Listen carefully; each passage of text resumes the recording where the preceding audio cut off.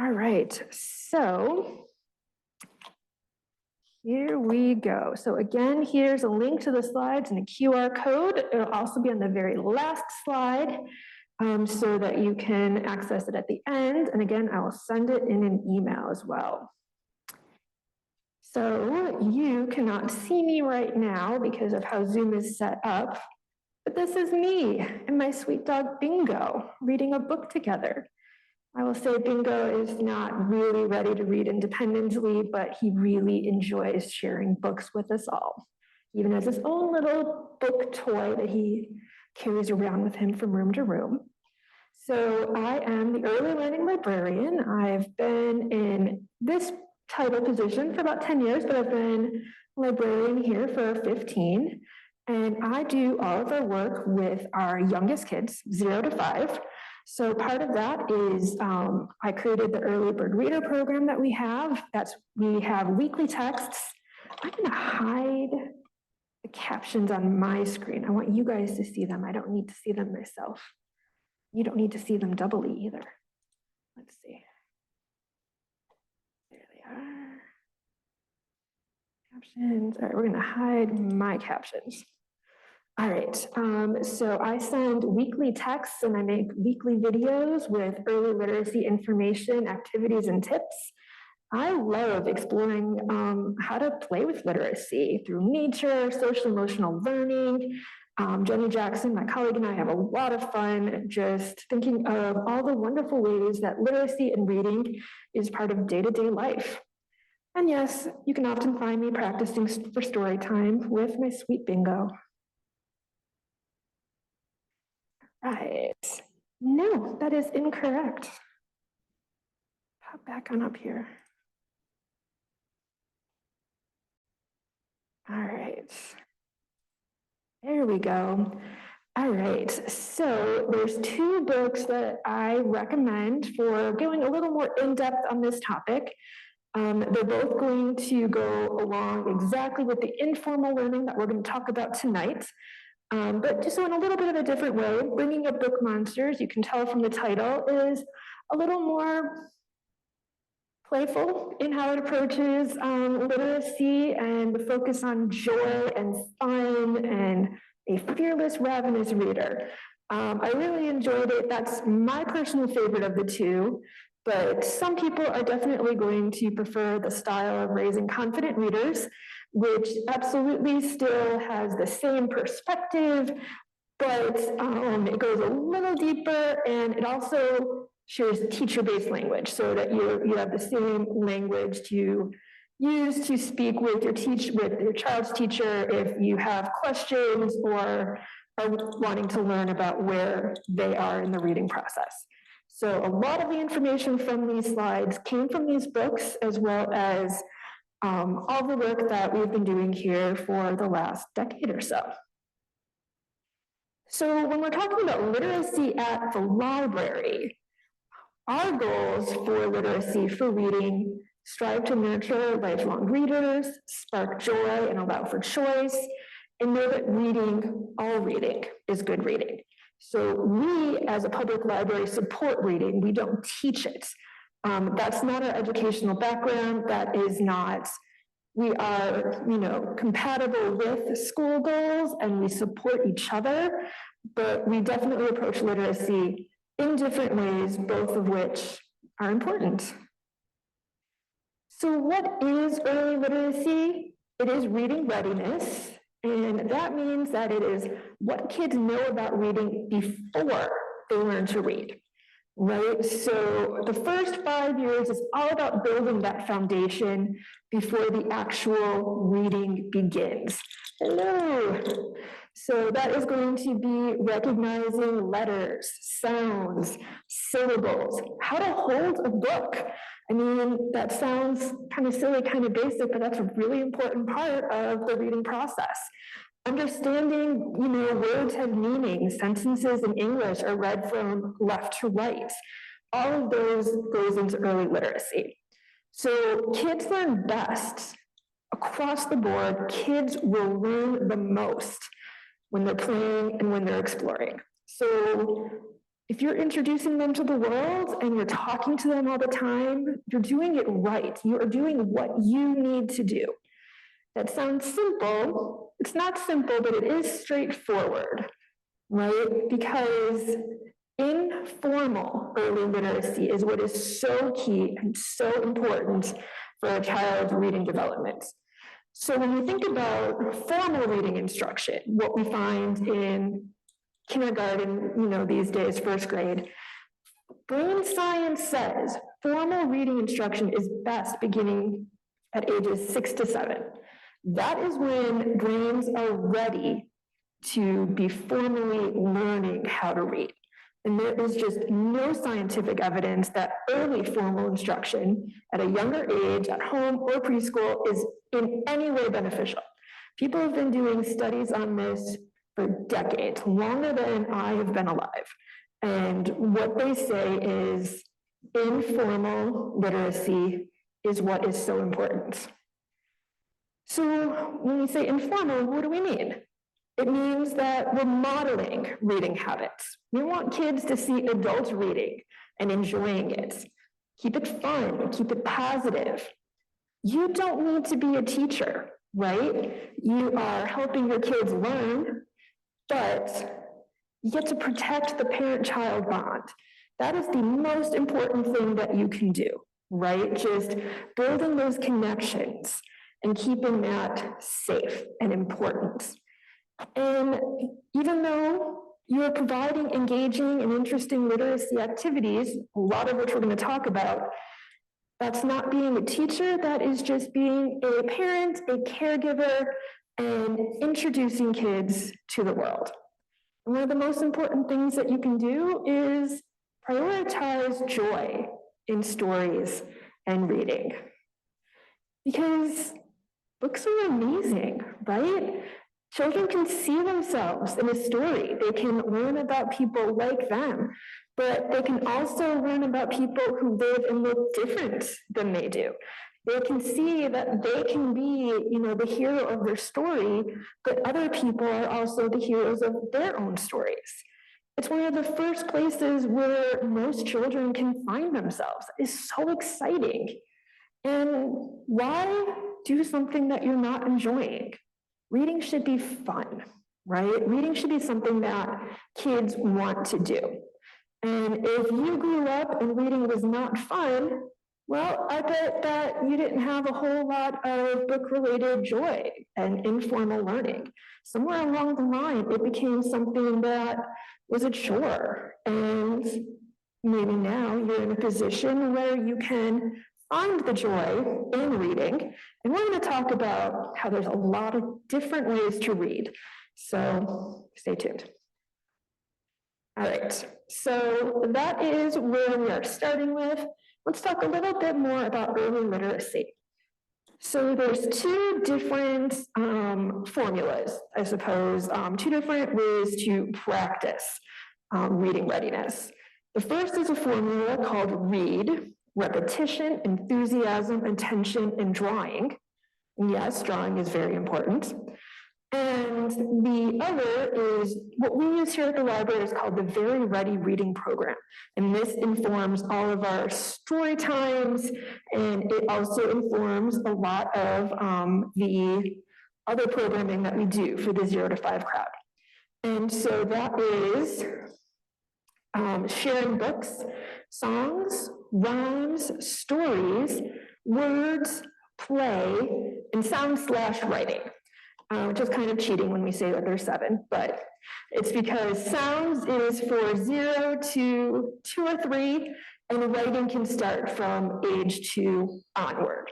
So when we talk about early literacy activities and readiness, we are going to be thinking about these programs and formulas. So read. You know how kids want you to read the same books over and over and over and over again, and you just can't even stand it anymore? That is actually a really fantastic thing, because that repetition is what reinforces all of the connections that is happening in their brains. Every time they hear that same book or that same song or that rhyme, it is becoming stronger and stronger in their brain.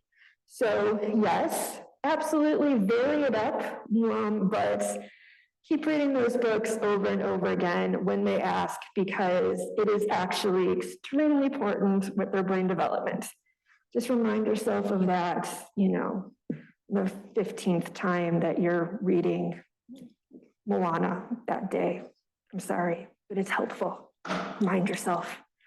Enthusiasm. Your enthusiasm is going to create their motivation. They are going to pick up the cues from you. So make it fun and keep it fun. Get silly, make, funny voices, act out sound effects, find the joy in the story. And attention. Pay attention to what catches their attention. Keep doing those activities that they love so much. If the kids are distracted or bored when you are doing one of your carefully crafted literacy activities, that just isn't a good fit. Maybe it's not a good fit right now, and it's just not something that they're interested in doing, or they need to be moving instead of sitting, or sitting instead of moving. Or maybe it's just not where they and their brain are developmentally right now. So hold off on that and keep helping them repeat and do the activities that they're enjoying, again, creating all of those really, really important connections in their brain. And then drawing. Drawing is actually extremely important because it is the precursor to writing. And writing, most often for almost every child, is going to come before reading. Right? So that 2-year-old scribbling on a piece of paper with a variety of colors and then explaining what this beautiful, gorgeous artwork is, that is babbling, right? That is the babbling of writing. And that is the practice of holding the pencils and moving their hands and creating the shapes that are going to become the letters. So start letting them babble really early, because those kids are going to be writing things before they know how to read them. So this is the Very Ready reading program that we do. So in our story times, we share books, songs, rhymes, and activities, right? We've got some that are specifically for babies, and those are very different than what we offer for our preschoolers. But no matter what the age, or what type of book or song or activity, these are going to help prime kids to read and love reading later in life. When we're sharing with the kids, it really implies that it's not just a I am reading to you performance. It's like a conversation, right? That is what sharing books and all these early literacy tips should be. That's where you get the bonding. That's where you help them develop the love of reading. They're feeling all of these amazing feelings of love and happiness and associating it with the books. And that is key for future success. And what's really important, this is informal learning. It's natural learning. So we want to make sure that we are keeping it fun with that goal of loving to read. Because if you don't love those stories, what is your motivation for learning how to read them yourself? Flashcards may be helpful in some situations when a child is old enough to be ready for formal instruction, but they absolutely are never going to promote a love of reading. So there's 7 ways, and there's 7 days in a week. So the idea behind it is that you can focus on one a day to keep it simple and straightforward, right? Sometimes it works that way, and sometimes, your day or your week just kind of goes haywire, and you just do the best that you can always. But you can know that literacy, if you can plan nothing, if you are listening and you are talking with your kids, you are practicing literacy. All right. So the more that you talk with your child, the more words that they're going to hear. And that means when they are ready to start decoding words, when they sound them out, it's going to have meaning. It is going to be familiar, right? And so we want to share all the words that we see with our children so that they are ready to decode and understand later when they are working on reading themselves. Everything connects together. Everything that you do day to day with your child is going to help them on this path to literacy and reading. Many people might have heard of Every Child Ready to Read. It's the exact same idea as the Very Ready Reading program. It's just a different publisher. So they've divided into 6 skills, and they've given them kind of fancy educator names.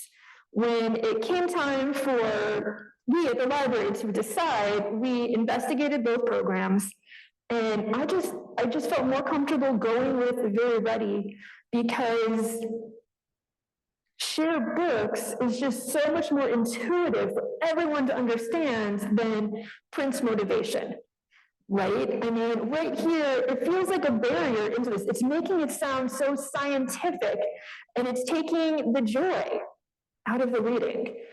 So, but it's the exact same idea. So if you've seen that at a school or in a different library, understand that it's just 2 different pathways to the exact same goal. So you've got print motivation, which is showing an interest in books and knowing that books are fun. Print awareness is understanding how books work.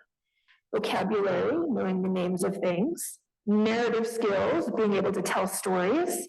Letter knowledge, recognizing and naming letters.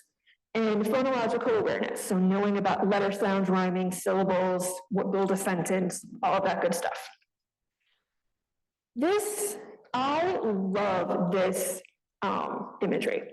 So this is the reading rope, and this is how complex learning to read is, right? You've got all these different little strands intertwining, and then they're all coming together, and they're just creating this beautiful, gorgeous rope of reading ability, right? But you look at these things and you're like, oh my gosh, I gotta teach my kid background knowledge and vocabulary and language structures, syntax. I can't even define syntax, right? No, you don't. This is something that is for educators, right? Think about the Very Ready Reading, background knowledge. We're sharing words, right? Vocabulary, we're sharing words.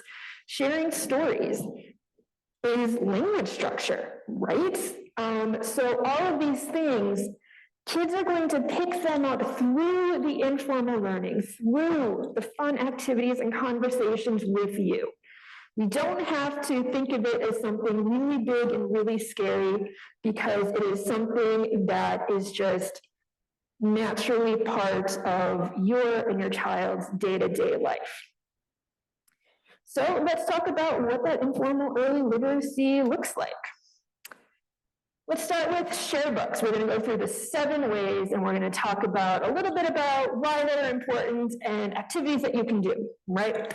So reading to kids and having books in the home are 2 very strong indicators of later reading success.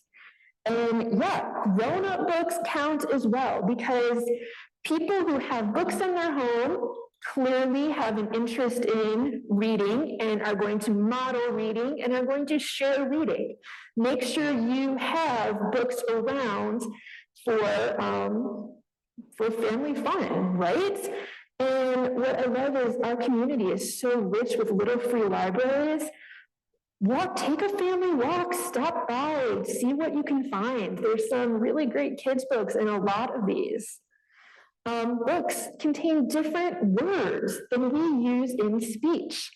When you think about picture books, which are meant to be read by an adult to a child, and there's different kinds and different levels of picture books, but the most beautiful and complex ones that people tend to think about when they think about, the picture books, those have a vocabulary that is much higher than a child is going to be able to read independently for a very long time, right? Picture books should be shared with children through elementary school, absolutely, because the vocabulary you're going to find is meant for adults to read, and therefore it's going to be higher level, and it's going to introduce kids to words that they wouldn't otherwise hear. There's this stereotype that, you should share books at bedtime, and for a lot of people, that is the absolute worst time. And that's okay.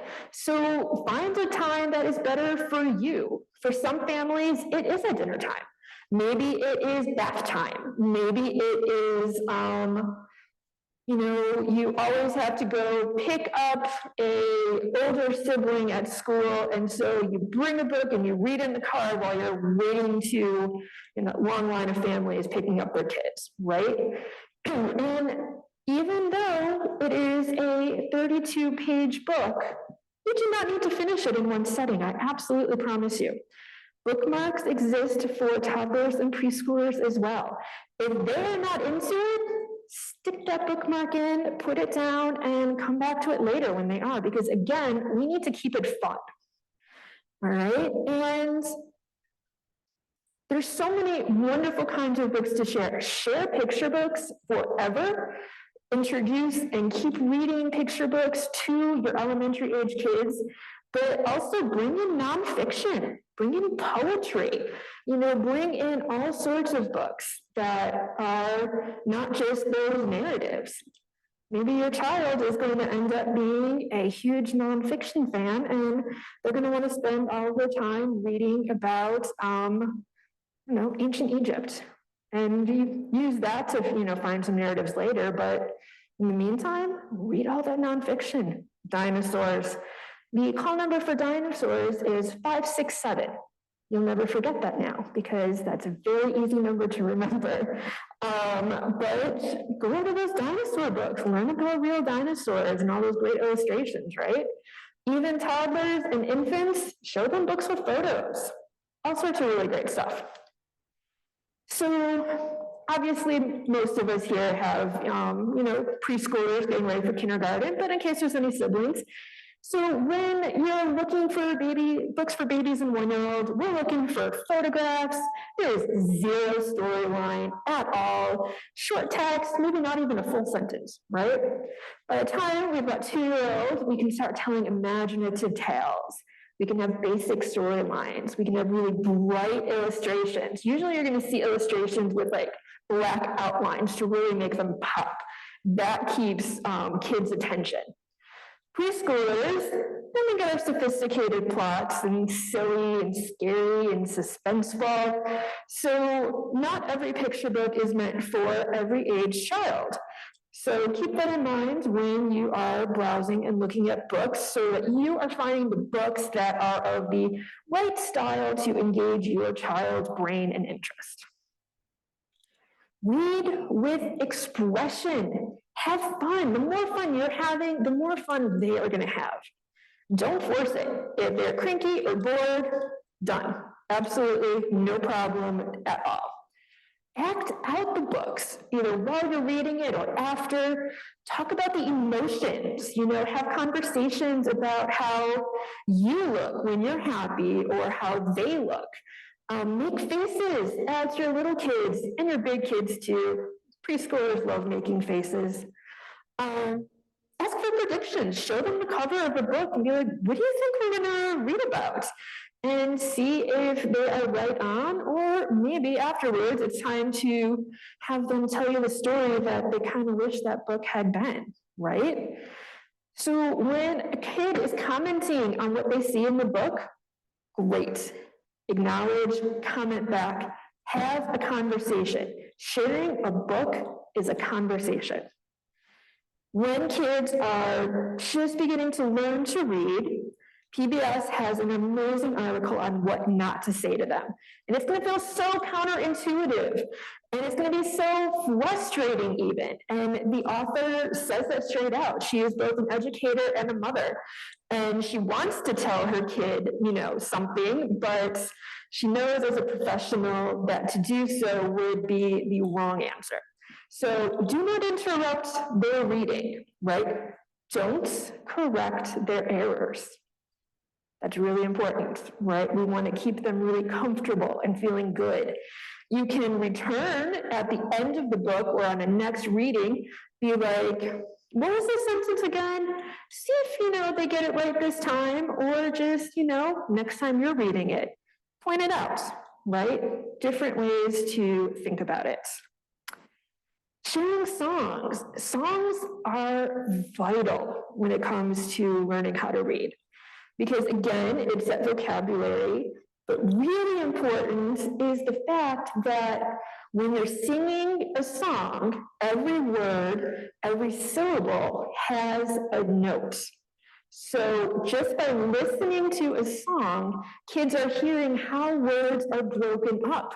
So when you're singing, clap out those syllables and those beats, right? Songs are really great at helping kids hear different sounds and hear rhymes, find patterns. Songs increase memory skills, friends. This is something that is beneficial for little kids and grown-ups too. One of our old librarians, Mr. Andy, he used to remind parents that he could never remember how to program his remote control, but he still knew every word to Sweet Caroline. And so he had pondered the idea of setting the directions to Sweet Caroline, but that just seems like too much work. So he never learned how to program his remote, but he would absolutely bring that song to karaoke and every other place he could.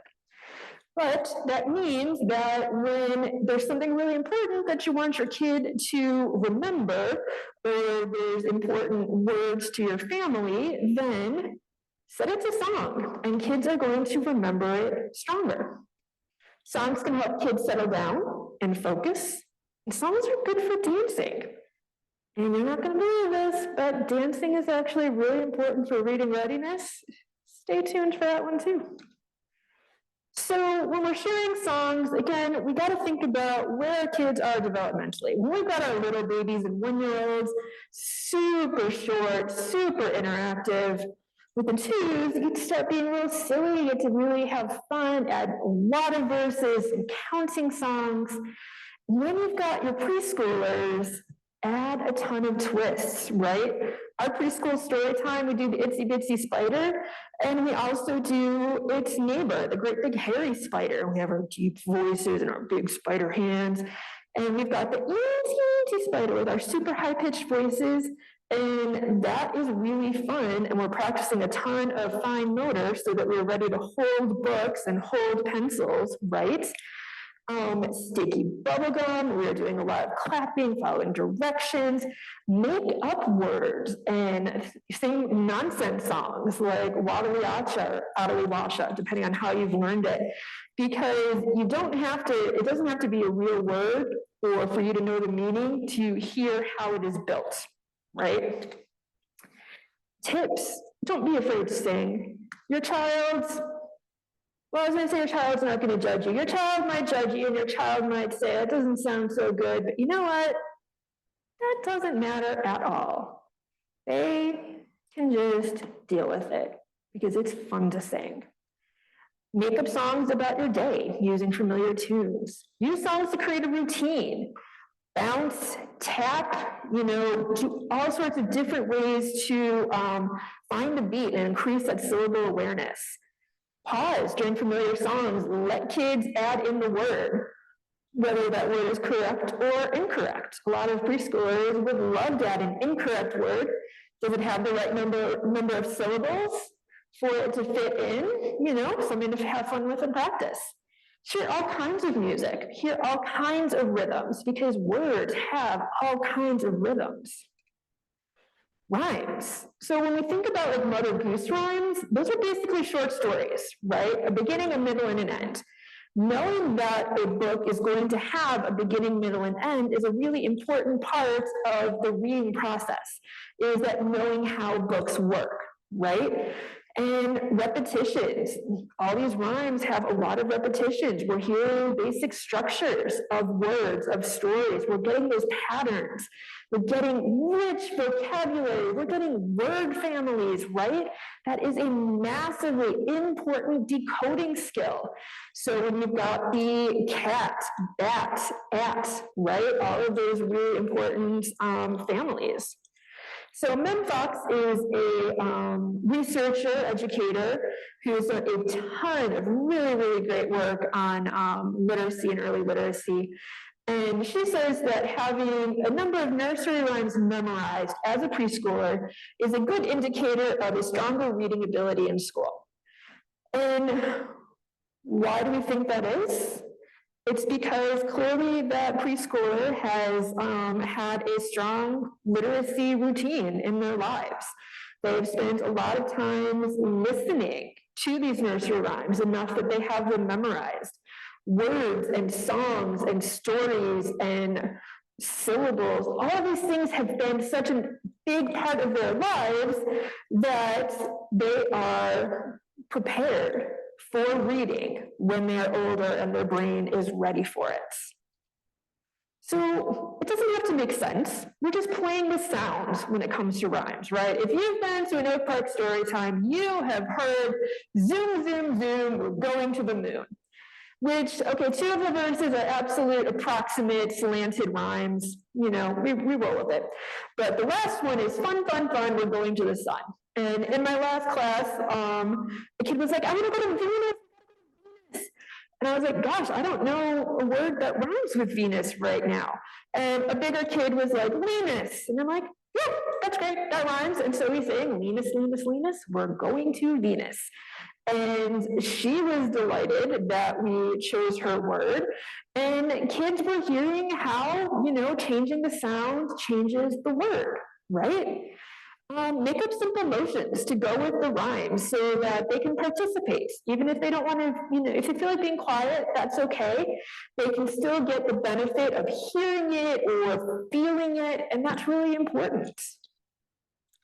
Sounds. So we have to echo our children's babble from day one. If they're going, yee, then you got to go, yee, right back at them. You're teaching them how conversation and how language works right from that young age, which is what primes them for all this really super fun literacy stuff when they are older toddlers and preschoolers, right? Explore all of the animal sound books, the vehicle sounds, because all of those sounds are part of, you know, alphabet and hearing how words are built. Make up nonsense things, right? Specifically break down the sounds of their name, you know, so my name is Shelley, so spelling wise you want to look for an S, but honestly when we're teaching really super young kids, we're going to go with that SH sound instead. And so we're going to find something with a sh sound. And we're going to keep playing that every day or, you know, every trip. We're looking for a new part of their name. Think about that and play with it. So robots speak with pauses between syllables. So have a talk like a robot day. Try pauses between sounds, between those syllables. Again, feeling with their body how words are made. And then we get to have fun with writing. They're scribbling. They're learning how to hold crayons properly so that later they can hold pencils right. Scribbling is building fine motor, right? And this, here we go, is also why we encourage things like dance and gross motor fun. Because to hold a book or to sit at a table and be able to hold the paper and crayon, you gotta have a strong core. You have to have trunk supports. And so the more kids are moving and dancing and playing and climbing, the more they're building those muscles so that they are more successful when they are ready to read and write and scribble, right? Kids go through a phase where they use invented spelling, right? Here's this drawing right here, home, H-O-U-M, they sounded it out. Central Park for Central Park, right? This is an extremely important developmental process, right? This is the equivalent of babies babbling before they learn how to talk. We don't expect babies to start using full words and sentences, and we can't expect kids to immediately know the adult and proper way to spell and write sentences. Don't correct these spellings when you see them. This is vital importance for kids learning how words are formed and sounds are hidden in words and all of that good stuff. It is only a phase. They will move out of it when they are ready. No pushing, just support them. So we want to make sure we're keeping alphabet toys all around. We want to talk about how to recognize letters. Letters are made up of shapes, right? Take a letter and find all of the shapes. Find the different circles in capital B back, right? We've got a line and 2 circles. Talk about those. Trace letters onto their hands and their back so they can feel it. It's also a really great calming technique for a lot of people, so that is something that is useful in multiple ways for calming and soothing, but also learning. Make sure you're building in plenty of scribble time and let kids retell stories that they've read in the books or heard or experienced by drawing them and narrating their drawings. Let them write it down and spell it in their own invented spelling, and you can write exactly what they said too under it, not correcting it, but just showing, here's another way to do it. One of my absolute favorite speech therapists, Jane Farrell, has this incredible, massive document with alphabet activities that are just so great, so fun, it'll keep you guys busy for years. Love that site. Words. Words are so important, right? Vocabulary, how many words the kid knows is a really strong predictor of their reading skills. Because if you've decoded a word but you don't understand it, you're not really able to read, right? You need to have a strong vocabulary to be a strong reader. And kids who are good communicators are often really good readers.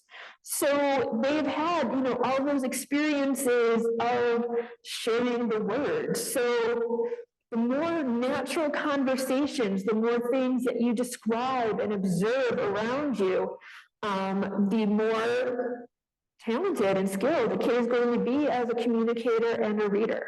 These conversations are so important. So now's your chance to be a sports announcer. Narrate everything that you do. Narrate what you see out the window, right? You are driving in the car and you're talking about that park that you see going by. And did you see a rabbit in that park? What do you think that rabbit's name could be? Turn it into a story, right? Point out, acknowledge the colors, the numbers, all these cool things that you see.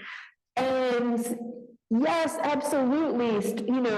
We start with colors like red and green and blue, but get fancy. Kids love fancy words. So this stop share button on my screen, that looks like scarlet to me. Maybe blood red. I like scarlet. And it's got a neon green, and we've got a fuchsia tab over here. I kind of picked a lot of neon colors for this, didn't I? But just give it the really fancy names. Let kids make choices, because when they can have the ability and option to verbally share their decision, they're practicing that vocabulary. Label things around the house so that they start understanding, that words have a specific meaning. This is a computer. This is a chair. It's not meant for flashcards or for testing. It is just for kids to start making those connections in their brain. Point out the numbers that you use and see. Talk about, we're at the grocery store. This says the juice is $3.69. And let's count 8 apples for our pie. There's so much numbers in cooking and stuff. And so much incredible vocabulary. So think about these everyday things that you do and all the amazing words that you can be sharing. Stories are not just found in books, right? Think about oral storytelling. That is a very different experience than being read to. Storytellers get really animated and really use their bodies, their emotion, their voices. You use different language, and it changes every single time, right? I can give this presentation again right after this, and I'm going to be using different words and vocabulary every single time. Telling stories without reading a book is really important because it's helping kids develop their imagination. They have to be able to picture the story in their heads as they listen. And that is such an important skill in reading, because again, it goes back to reading is not just decoding, right? It is the context, the understanding, and being able to put sentences together to form what is happening in the beginning, the middle, and the end, right? Massively important. So books, amazing. Read books all the time. But if you're out and you don't have a book, you can be sharing stories, and very beneficial. Tell them their stories. Kids love hearing about themselves. You can tell a 4-year-old about when they were a baby and they're just like blown away. But maybe instead of reading a book at night, sharing stories is your nighttime routine, where you get to talk about their day. First we did this, then we did this. Bring in emotions even, right? Show photo albums. Let kids tell you stories based on what they remember. Let kids tell the story based on illustrations, right? Use their favorite toys to act out a story. Maybe you have read the same book so many times that you both have it memorized, and maybe it's time to work together on telling that story from a different character's point of view. You can make your own books. It can be a photo book or a drawing book about your family, about your favorite things, about your nature walk that week. Wordless books are phenomenal because you get a chance to interpret and tell the story yourself using the illustrations. And that is, a really key point of that whole imagination and being able to connect one thing to another. Make up a story about animals you see. You can call our dial storyline. Every month we have at least 10 to 15 stories in English or Spanish, and it is phone-based. So you just call in, pick the number, and listen to one of us librarians read. It's available 24/7, and it is a great way for kids to experience favorite books in a new way. Playtime. Playtime is, I would say, the most important of these 7 ways, because I have it bolded here at the bottom. Play is how kids learn. They don't learn very well or successfully from formal instruction before they're 6. They learn through play. It is how they build their confidence, their attention, their creativity, their imagination. It's how they work through scenarios that they've experienced or witnessed. And think about how playtime, pretend imaginative play, that's a narrative. They are writing their own stories. That is vitally important. We've got to let our kids play independently as often as we can. And we need to make sure it is unstructured, right? If you're joining them, that is phenomenal. That's a wonderful way to share time and bond. They're the ones who should be in charge every single time, right? This is how they learn. So what can we do? I mean, when we're playing with scarves or wands or bubble makers, we're building stronger arm muscles. That is going to help kids write. That is going to help kids read, hold their books, right? Think about the amazing descriptive vocabulary from sensory play or nature play, imaginative play toys, puppets, little dolls, anything that will facilitate storytelling opportunities. Sit down and play with your kids as often as you're able to. Block off time for unstructured play in your daily routine. And keep your books and your toys together. Right from when they're infants and babies, books should be fun. Books should be something that they associate with fun. It is a toy. And of course, for the babies, fun play with books looks like eating the books, and that is great. But by the time they're in preschool, they can be using the books in their play, and that is just phenomenal. So when we think about everything as a whole right here, we want to keep it fun. We want to make sure that kids are able to practice their kid way of reading and writing without correction at this stage. We want to make sure we find a balance of screen time and screen free, right? There are, I would say for neurodivergent children and adults, as a neurodivergent adult, screen time is actually very soothing and helpful for kids. You know, a neurodivergent child might benefit from more screen time because if they're watching something familiar, it helps them feel relaxed and calm and confident. They don't have to worry about what's coming next.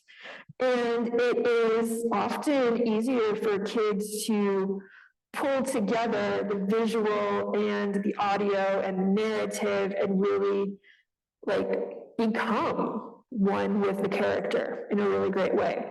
So find the balance that works for your children and your family. Make that safe space for reading. Value their opinions and their interests. Compliment them constantly. Respond to their curiosity, their questions. Our goal here is thinking, not perfection. Our goal is to explore, right? Meet the kids where they are. So we've got all this early literacy stuff, and like I said, it is as straightforward as all of this. But then, of course, you know, we get to move on a little bit. So let's talk a little bit, get a little bit into literacy and learning, right? And the most important place to start is obviously our goal with all this early literacy is for our kids to read. What counts as reading? Everything. Books, audiobooks, graphic novels, magazines, newspapers, web pages, closed captioning on your television, all reading. Audiobooks are not cheating. If someone tells you otherwise, tell them that they are wrong and your librarian says so. Some people read better with their ears, and they always will. If you are an adult who is not a comfortable or confident reader, but you love podcasts or audiobooks, you are a reader. Graphic novels are novels and are actually more difficult to read than a print book because just like a picture book, you don't get all of the meaning from the text. You have to be able to read the pictures and integrate the image and the words together to get the full actual story. So kids who are proficient graphic novel readers are very skilled readers. If you have a child who is quote unquote reading a picture book by having listened to it so often that they've memorized it, they are reading. If they are looking at the pictures and telling the story based on the pictures, they are reading. And there are opportunities for reading in pretty much any given situation, right? Shopping, play, going somewhere new, maps, cooking, walks, at the park, everywhere. There are words and there are stories. And yes, reading requires formal instruction when kids are at the correct development level. So, unfortunately, phonics and decodables have kind of fell out of favor with educators. There is a fascinating podcast by Emily Hanford called Sold a Story, how teaching kids to read went so wrong, how schools and educators moved to a model of, we'll just kind of look at the pictures and infer what it is. And for some kids that works, absolutely. For most kids, it does not. It is a fascinating podcast. I am a better reader than a listener. I do not retain much information just using my ears. So I read the transcript and it was fascinating. But phonics and actual formal instruction is vitally important. So we're looking for books that used to be called phonic books, but are now called decodables because why not change, the language every generation? But we're looking for books that help practice those phonics patterns. So the CVC, ran, fan, can, and then consonant, vowel, consonant, silent is, a step or two past that. And then you've got the CVVC words, which is another step past that. When you're looking for them here at the library, in English, you're going to want to go to the early readers and look at the pre-1 levels. That is going to be the Bob books, the decodable books. If you're looking for earliest readers in Spanish, we have some, absolutely some, in our Spanish language section, but primarily those that we've been able to find are translated from the English. And obviously, what is a, early word in English is not necessarily an early word in Spanish. But there's an amazing series on Hoopla. You can borrow with your library card, a great series. And then other libraries have some really great collections, and we're working with them to learn about their sources for these books so that we can own them. But in the meantime, you can use your library card to put those on hold, and they'll mail them over here for you. This is something that you are going to be facing when your child is in kindergarten. Reading levels. Do not fall for the reading level trap, my friends. Even Fountas and Pinnell, the company that created reading levels, has come out and just continues to say levels are an educational tool and are not meant to be shared with families. Families and students should not know or use the levels in the reading. Here's what they say. I mean, the company, straight out, it's detrimental to self-esteem and to their love of reading. Choosing students, telling them to choose by level is not an authentic way to select books. Levels can be a resource for educators to guide student choices, but they should not be a limitation or a requirement. Leveled reading takes the fun out of reading, the joy out of reading, and makes it into a competition, a marker, right? My friend's son was in 3rd grade, and his school, like so many schools, had accelerated reader. You read the book, you take the test, you get your points, and you want to be the kid with like the most points at the end of the year. So, because leveled reading measures a child's ability to decode word. So based on the word length, or in the sentence length that they're able to decode, not understand, but decode. In 3rd grade, my friend's son his list included Gone with the Wind and Beloved. He could read them, he could decode them. Should he have read those books in the 3rd grade? No. But for one thing, it's not, the content is certainly not appropriate. And even if these were, not the stories told, maybe if it was, I don't read a lot of grown-up books, so the only thing that came to my mind was Stephen King. But all right, so, we're going to read, Carrie is on the list. That was my first grown-up book in 6th grade. And it's on the AR list, and there's really nothing content-wise wrong with it. Should I read it at 3rd grade?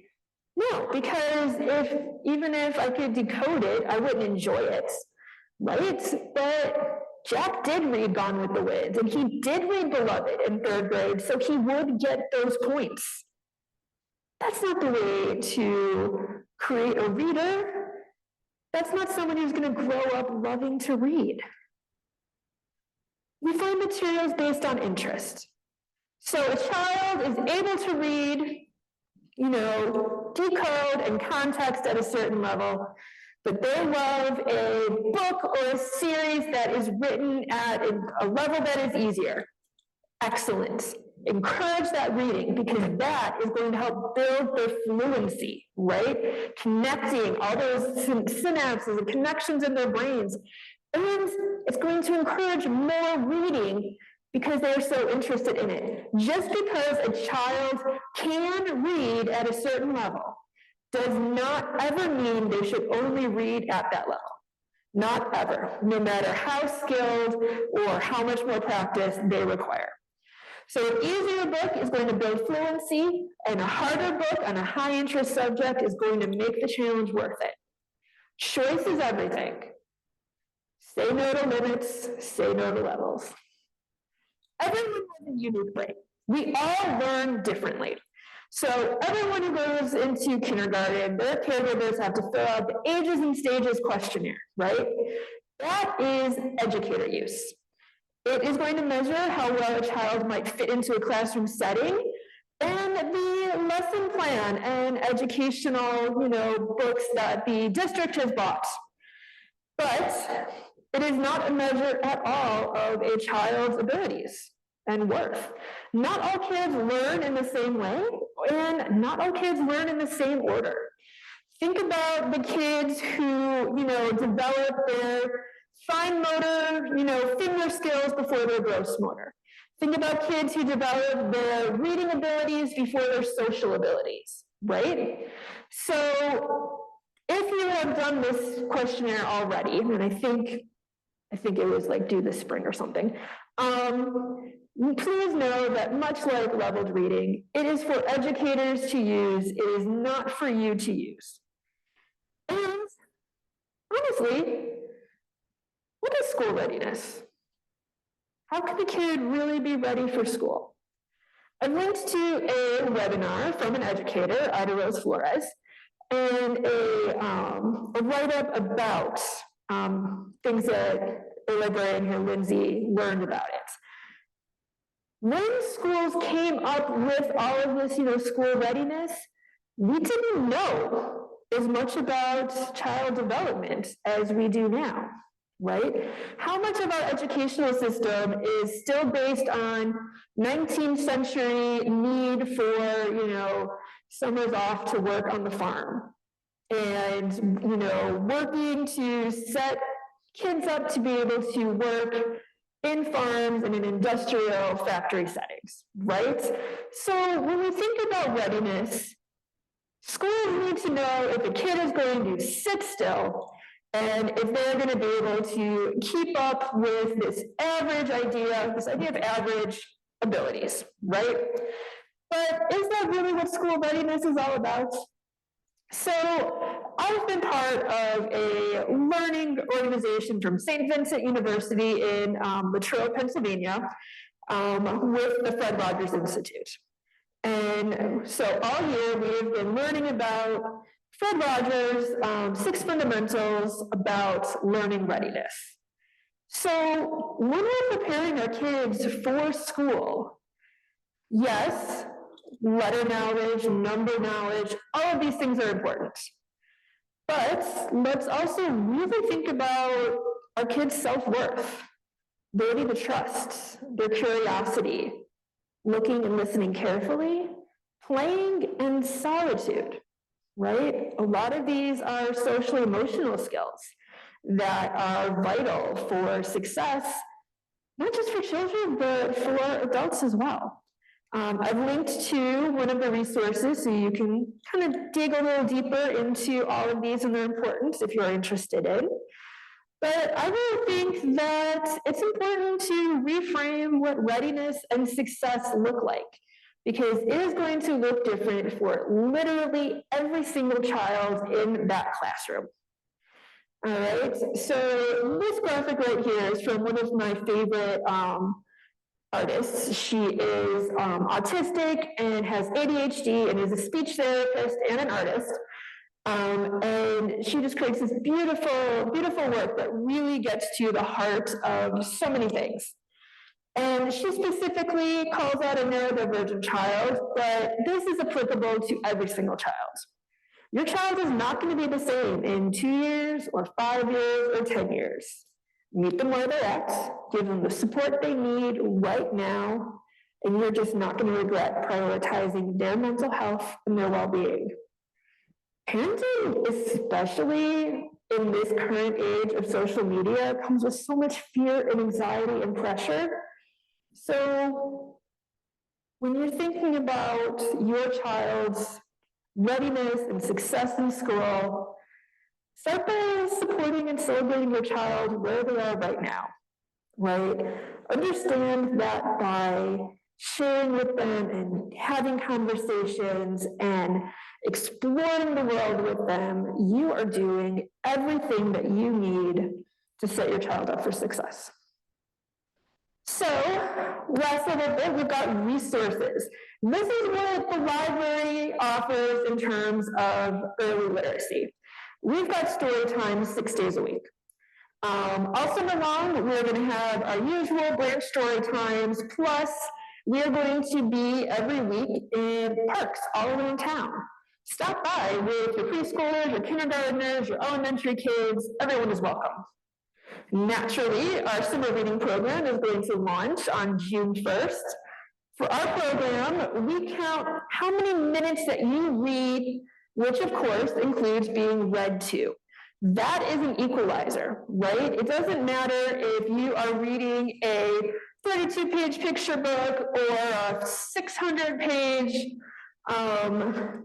tome in the kids fiction section or the adult services, or teen section. How long you read matters. Borrow all kinds of books, not just picture books, not just, chapter books. Dig into the poetry, the nonfiction, the short stories. Every year, we update our reading lists. So every summer, we update our recommended for going into each grade, babies through entering 6th grade. Those just came out. They're brand new ones are published.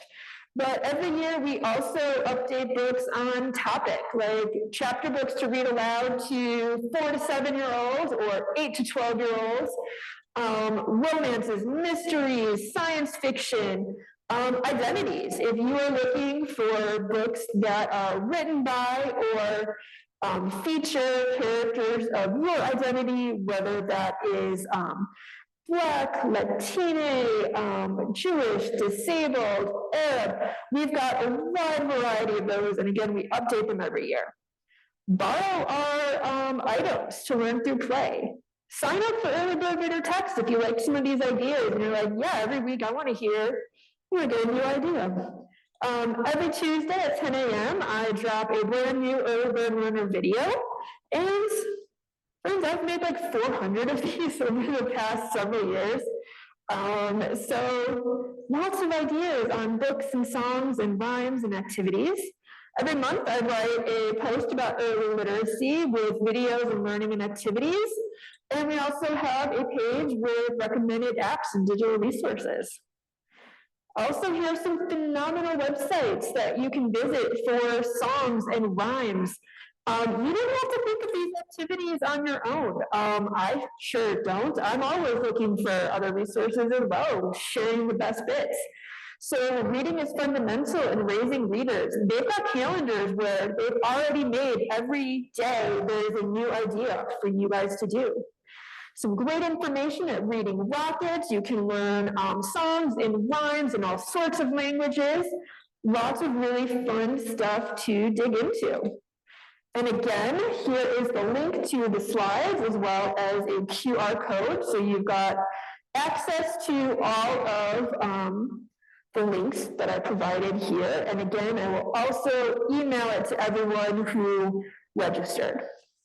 So it is 8:10. We still have another 20 minutes or so, which means that there is time for questions.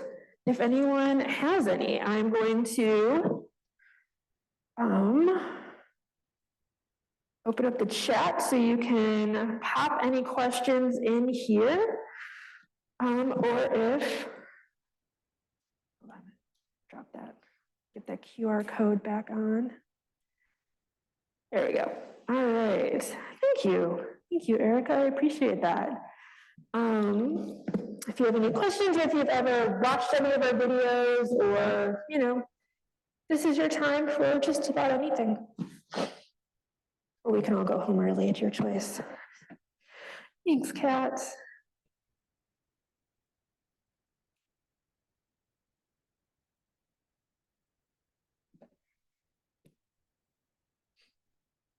Any questions?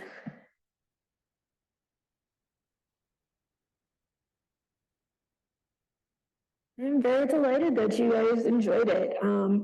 And again, please, not only can you just use the slides for your own referring back to, but please feel free to share with absolutely anyone, whether it is your family members or friends or educators, absolutely.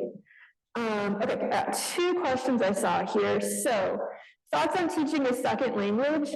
Absolutely, 110%. If you are fluent in a language besides English, you should be sharing both languages equally with the kids, and both verbally and in stories as well. You might notice that kids start developing stronger in one language over another, but that is going to even out, I promise you. So do not be afraid to start using all of the languages that you know with your kids, that will only be beneficial in the long run. Not correcting errors in early readers. Yeah, because at that point in their skill development, we want them to still be connecting reading with positivity and joy and not feeling anxiety or worry or shame or self-consciousness. How many of us have memories of feeling self-conscious reading aloud in classrooms or with teachers or parents? I think they still do, read a paragraph and you would have to count how many, people are ahead of you, and then you know which paragraph is going to be yours and practice everything. That's not conducive to loving reading. And once a kid has learned to read and is, by 4th grade, switches from learning to read to reading to learn, we want them to not only read to learn, but read for fun. That's why we, start adding extra stuff for the 4th graders during our summer reading program, extra enticement, because we're competing with, a lot more friend stuff and activity stuff by the time we hit that age. And the more fun that we make it at these early stages, then the more likely they are to come back to reading as an older kid, a teenager, a young adult. And it all absolutely starts with their level of comfort. And if they get too anxious being corrected, then it might shut them down quite permanently. That's what happened with a lot of dads. My generation's dads, that's what I heard from a lot of my friends' dads, that it just curtails their love of reading. So, yeah. So interesting. Learned over the years that letting students read books higher than their reading level can be harmful because students skip words they don't know. I think that is going to depend on the kid, right? And it's going to depend on why did they pick that book. So I think about how one of my favorite book series as a child and now was the Betsy Tacy book series. So it is the author writing a fictionalized account of her childhood growing up in Minnesota between the 1890s and 1917, right? And I got the first book when I was 5, Betsy Tacy, and each book is written by the author, kind of aimed at the age level of the character. So Betsy Tacy, the kids are 5, I was 5, it was written in a very nice, simple way. And then as the girls got older, the books got more sophisticated. And so I remember being in 4th grade, and I was reading one of the high school set books, and it was for school, so we were supposed to read any book that we wanted, but keep track of any words that we didn't know and had to look them up. And so here I am reading what is essentially a YA novel written in the 50s, and there's a lot of vocabulary words that I didn't know. And I had to stop and keep going, what is spoonie, and what does dating, all these little things. And Auntie Macassar was one of them, So did I love that book as a 9-year-old? No, I really didn't. And I probably should have just stuck to the younger age books because it is not just about decoding, it is about interest and context and content. But I still returned to the books, and I still liked pushing myself and feeling like my identity was I was a reader. And so sometimes that can absolutely become very harmful because it is not conducive to doing something for the joy of it. It is conducive to, this is who I am and who I must be to get the love and attention that I want, right? So yes, I do think that because kids are going to be skipping words, they're not going to get the benefits of the book and of the story, but if they're reading it because they love it, they're still going to enjoy it and still get a lot out of it. But if they are reading it because they think it's what they're supposed to do, then long-term reading habits are going to be unsuccessful. Yeah, gentle correction. Yeah, if you don't know what a word is, it is absolutely great to be like, yeah, let's go look that up. And that is, and it's so much easier now, right? You're reading a book together and you're like, what is this word? Gosh, even I don't know what this word is. Let's look it up together, right? So I think that's a great method to, expand vocabulary, be gentle, not squash confidence. I think that's great.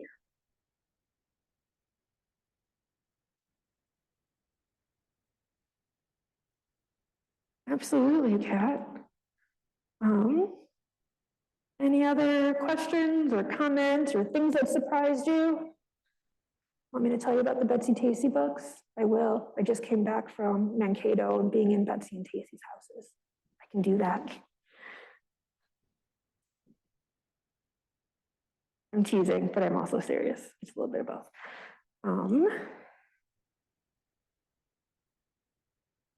Lovely friends, I'm going to give you another minute to throw any questions into the chat before I will say we will sign off.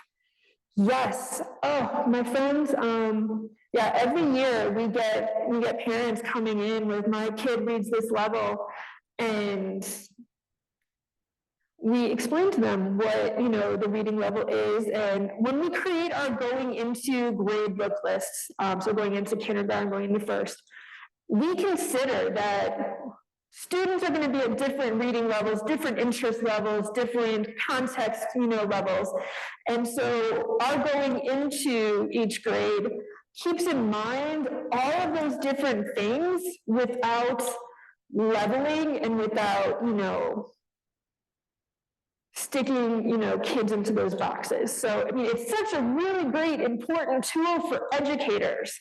But it is something that, especially in these days of social media, where it's so easy for other people to find like flaws and everything, it just becomes one more thing for families to stress out about that is actually detrimental to reading skills and things like that. So yeah, I am delighted if there will be families who will not be told the reading levels, because things that are wonderful and beneficial for educators are not necessarily wonderful and beneficial for families, because it's just such a different relationship.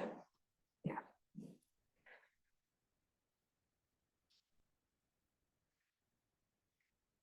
All right, friends, I'm going to give you another 30 seconds if you have any questions you want to toss into the chat, and then I will shut us down for the evening. But of course, send me an email anytime that you like. I'm always happy to email or stop in at the children's desk and talk to any of us librarians. We are all experts at this, and we are here to support you however we can. So thank you so much for coming tonight. Tomorrow I will send the link to the recording and the slides and all of that good stuff. And I hope you all have a wonderful evening. Good night, friends.